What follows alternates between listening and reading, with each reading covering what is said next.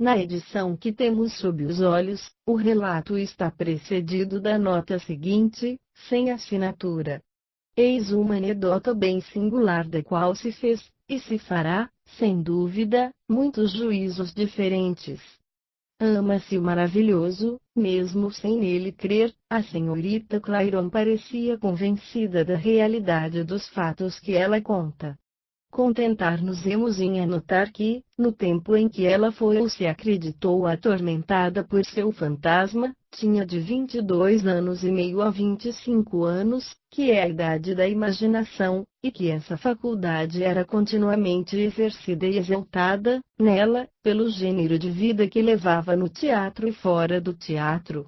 Pode-se lembrar, ainda, que ela disse, no início das suas memórias, que, em sua infância, não se entrelinha senão com aventuras de fantasmas e de feiticeiros, que se lhe disse serem histórias verdadeiras. Não conhecendo o fato senão pelo relato da senhorita Clairon, não podemos julgá-lo senão por indução, ora, eis o nosso raciocínio. Esse acontecimento, descrito em seus mais minuciosos detalhes pela própria senhorita Clairon, tem mais autenticidade do que se tivesse sido narrado por um terceiro. Acrescentemos que, quando ela escreveu a carta, na qual ele se acha relatado, tinha ao redor de 60 anos, e passada a idade da credulidade, da qual fala o autor da nota. Esse autor não põe em dúvida a boa-fé da senhorita Clairon sobre a sua aventura, unicamente pensa que ela pode ter sido joguete de uma ilusão.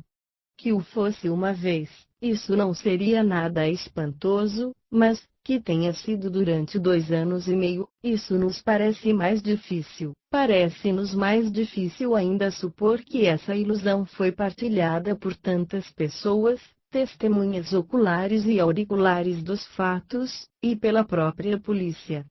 Para nós, que conhecemos o que pode se passar nas manifestações espíritas, a aventura nada tem que possa nos surpreender, e a temos por provável. Nesta hipótese, não hesitamos em pensar que o autor de todas essas más ações não era outro senão a alma, ou espírito, do Sr. de S., se anotarmos, sobretudo, a coincidência das suas últimas palavras com a duração dos fenômenos. Ele havia dito: eu o perseguirei tanto depois da minha morte, como durante a minha vida. Ora, suas relações com a senhorita Clairon duraram 2 anos e meio, justo tanto tempo quanto das manifestações que seguiram a sua morte. Algumas palavras, ainda, sobre a natureza desse espírito não era mau, e é com razão que a senhorita Clairon o qualifica como bastante bom rapaz, mas, não se pode dizer, no entanto, que foi a própria bondade.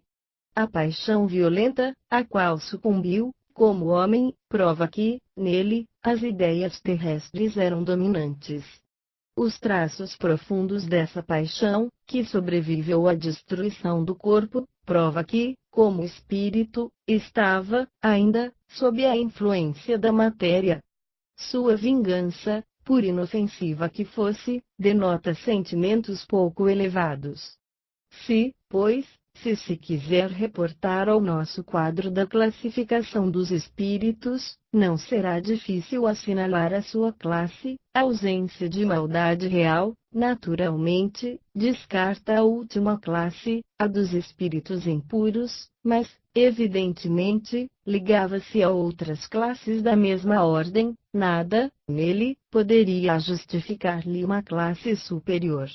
Uma coisa digna de nota é a sucessão dos diferentes modos pelos quais manifestou a sua presença. Foi no mesmo dia e no momento da sua morte que ele se fez ouvir pela primeira vez, e isso no meio de um alegre jantar. Quando vivo, vi a senhorita Clairon pelo pensamento, rodeada da auréola que a imaginação empresta ao objeto de uma paixão ardente, mas, uma vez a alma desembaraçada do seu véu material, a ilusão dá lugar à realidade. Ele está aí, ao seu lado, e a vê rodeada de amigos, tudo devendo aumentar seu ciúme. Ela parece, pela sua jovialidade e pelos seus cantos, insultar o seu desespero, e o seu desespero se traduz por um grito de raiva que repete, cada dia, à mesma hora, como para lhe reprovar sua recusa em ir consolá-lo em seus últimos momentos.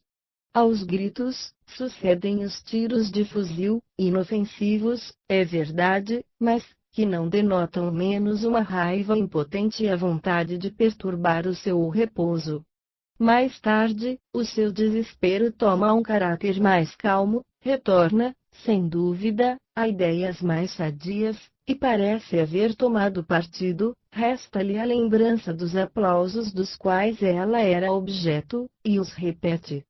Mais tarde, enfim, lhe diz adeus, fazendo-a ouvir sons que pareciam eco dessa voz melodiosa que o havia fascinado tanto em sua vida.